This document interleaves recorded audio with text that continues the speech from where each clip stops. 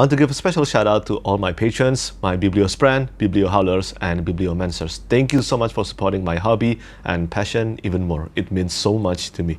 Hi everyone, Petrik here. It is time to talk about all the books that I finished in the month of January. As I mentioned in my January TBR video, I wanted to kickstart my year with plenty of amazing books, and I certainly got what I wanted with my choices of books. I finished 5 novels in the month of January, and guess what? I loved all of them. They are all so good. 4 of them are new books to me, and 1 of them is a reread. And I also finished reading plenty, well, not plenty, a lot of manga volumes. I finished probably around 40 manga volumes. So yeah, a lot. But hey, I only choose books that I think I will end up loving. Why would I choose to read books that I don't think I will like, right? And it will not always go the way I wanted, but this month, it did. And the first book that I finished in January, or in the year 2023, it was Tress of the Emerald Sea by Brandon Sanderson. This is the first out of 4 secret projects or 4 secret novels, and I love this one. I surprisingly love Tress of the Emerald Sea. Well, not too much of a surprise, because I always end up loving Brandon Sanderson cosmic books, but it is also at the same time a bit of a shock, because based on the beginning of Tress of the Emerald Sea, I was a bit worried. The tone and the storytelling style is very different from many other Sanderson's books, especially the ones in the Cosmere. But after I got through the first quarter, surprisingly, I end up loving Tress of the Emerald Sea so much. And it is so great to see that many people agree with me that this one is one of somehow Sanderson's finest book. It is lighthearted, it is fun, it is also endearing, and my god, the interior artworks inside this book, all of them illustrated by Howard Lyon, looks amazing, just beautiful. And it is a bit of a shame that I still haven't received my physical copy of Tress of the Emerald Sea. I thought it would have been dispatched by now, but at the time of recording this video, it hasn't been dispatched to my place yet. I still don't have the physical copy, the beautiful premium edition of the physical copy of Tress of the Emerald Sea. I have seen a few pictures of it online though, and they look so good. For $40, the price of each premium edition in the Kickstarter campaign, I think it is a bargain. It is relatively a bargain, considering the immense production value and also all the beautiful design and interior artworks inside this book. I have done a full spoiler-free review of Tress of the Emerald Sea, and if you want to know my full thoughts regarding this whimsical novel that is hugely inspired by Princess Bride and also Good Omens, well, make sure to check out that review. But it is of course safe to say that Tress of the Emerald Sea will be included in my list of favorite books of the year. And speaking of favorite books of the year, the next book that I finished in the month of January, it is not only one of my favorite books of the year, it is one of my favorite books of all time. It is 11th Cycle by Kian Ardalan. This is the first book in the Mistland series. It is a totally grimdark fantasy novel, hugely inspired by Dark Souls by From Software Games and also Berserk by Kentaro Miura. As a huge fan of the Dark Souls franchise and also Berserk, I can certainly vouch their influence inside this book. And this book is out now. Just like Tress of the Emerald Sea, I have done a full spoiler-free review of 11th Cycle on this channel. So if you want to know my full thoughts regarding this book, well, make sure to check that review out. But for now, I will just briefly say that this book was absolutely amazing. It is dark. It gets pretty dark, and at the beginning of the book there is a content warning regarding the kind of grim and dark content you will find in this book. I personally don't need content warnings when I'm reading a book, but if you're someone who need it, make sure to check that out. I don't think it is a bad thing to include content warnings at the beginning of each book. If you're a reader who don't need them, just like me, we can just, well, skip through them. And those who need them will be able to appreciate it. But 11th Cycle is told through the perspective of 5 POV characters, 5 main POV characters. It is immensely character driven, it is atmospheric, and I love reading every single POV chapters, all of them. Even though the content inside 11th Cycle can get incredibly grim, I mean, one of the things that happen, well, not one, but plenty of things that happen to one character inside this book is one of the most devastating and awful things I've ever seen inflicted toward one main character out of all storytelling medium that I've ever experienced. Whether it's books, anime, or video games, just insane. But I think at the end of the day, 11th Cycle, the grim content inside this book are all there to showcase just how powerful that tiny spark of hope in the face of overwhelming darkness. And also, Kian Ardalan did such an amazing job in writing the characters.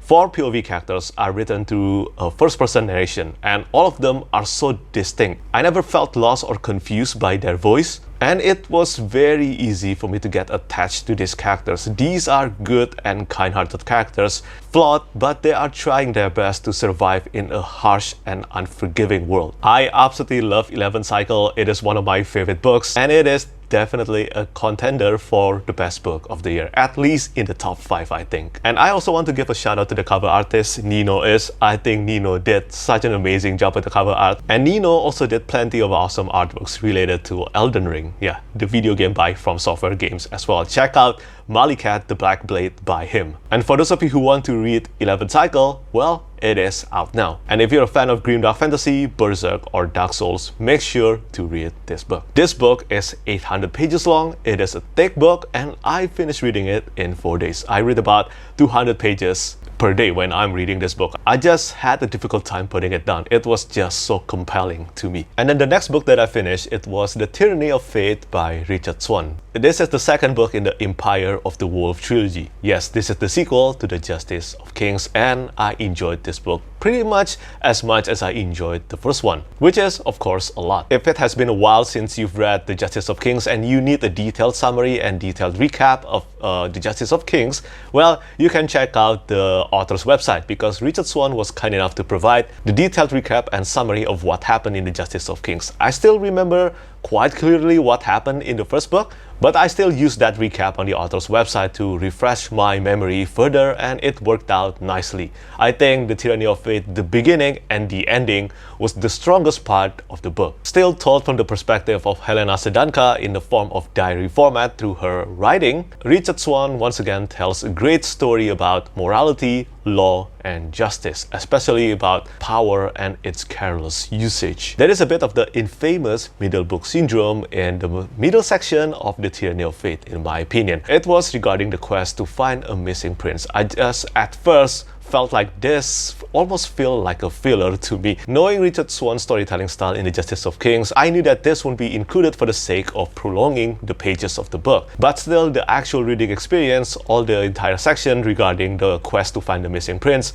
all of them kinda felt like filler. Fortunately, this is not all bad, because in this quest to find the missing prince, Richard Swan still made sure to include integral characterizations and character development for the main characters. I think the relationship development between Justice Conrad Woldwald and Helena Sedanka in this book will be a hit or miss with plenty of readers. I have no doubt about it. I personally think it was quite well written, and it was great to read more background and personality on Justice Conrad Woldwald and also Bresinger. But if I have to choose one thing that Richard Swan certainly improved, it was magic, the supernatural aspect, and of course the action sequence. The last quarter of The Tyranny of Fate was just insane. It was pandemonium, unstoppable chaos, and I read through the entire final quarter in one sitting. It was intense, emotional, and I cannot believe that I still have to wait one more year before the third and final book is out, which is kind of selfish of me to say because the book isn't even officially out yet, but it will be out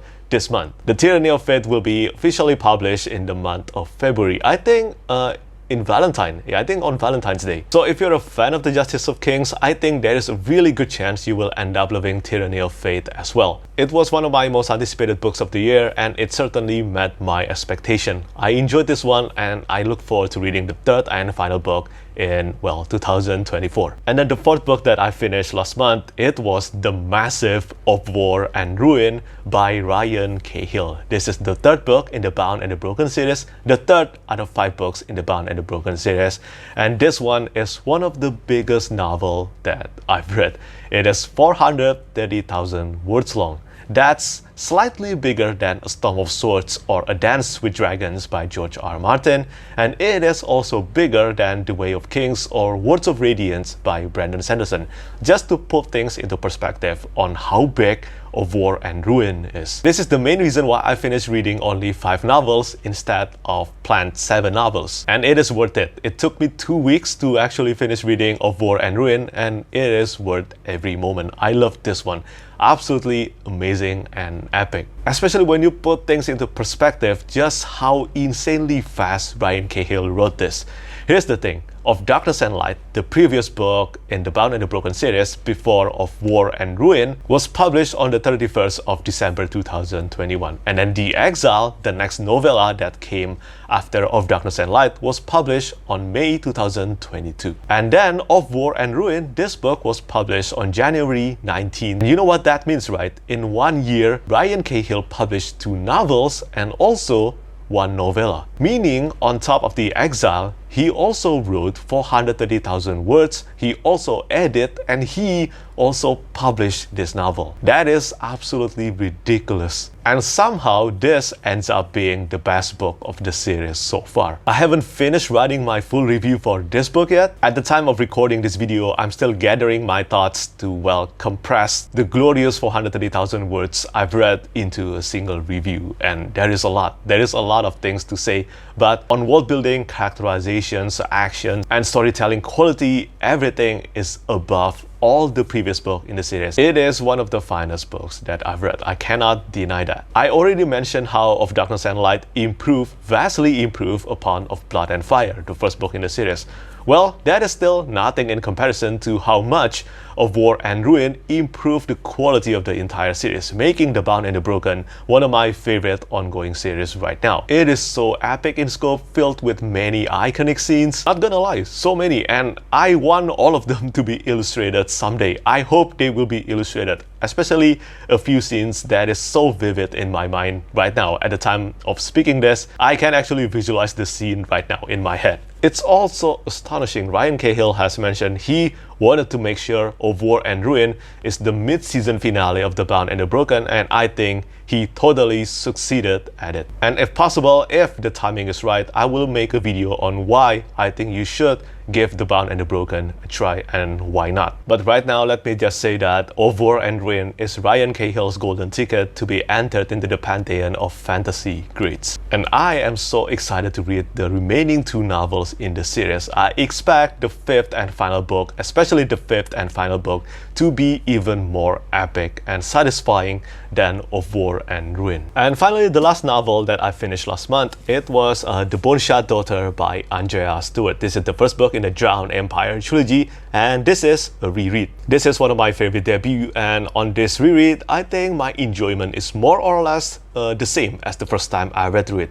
But I will have to say though, my enjoyment toward Jovi's POV chapters actually improved. I remember that on my first read, in the first half of the book, I struggled a bit with reading Jovi's POV. It's just kinda a bit difficult for me to get attached to him at first, even though he's such a kind-hearted character who simply cannot resist helping anybody who needs help. I think overall The Bone-Shot Daughter is such an enjoyable Asian-inspired fantasy novel. The magic system definitely reminded me of Foundryside, the first book in the Founders trilogy by Robert Jackson Bennett. Yeah, the magic system in this book certainly reminded me of that, and I really enjoyed reading it. Giving life and command to constructs, and the way Andrea Stewart implement that into the narrative really enriched the quality of the world building, in my opinion. I haven't read the sequel, The Bone-Shot Emperor, yet. I'm doing a reread of The Bone-Shot Daughter in preparation to read the final book this year, The Bone-Shot War. Just like all the other books mentioned in this video, except Of War and Ruin, I have written a spoiler-free review for each and every one of them, and I have talked plenty of times about how much I enjoyed reading The Bone-Shot Daughter.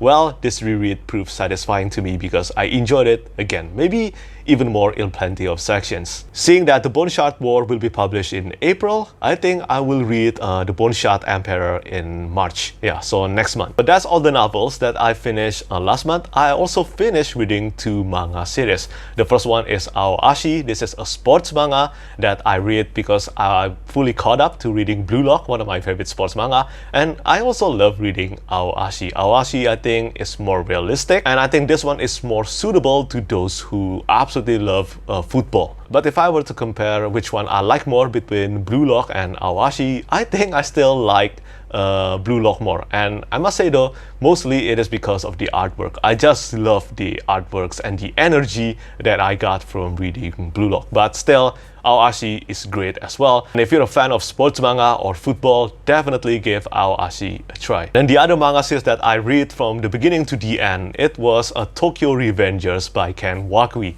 Well, this one is a reread because the first time I read through it, I read until volumes. I cannot remember the volume right now, but it was Tenjiku Story Arc. I finished reading Tenjiku Story Arc, which right now I think the ending of the series would have been better if it ended after the Tenjiku arc, because this one, well, let's just say that the last chapter, it was super disappointing.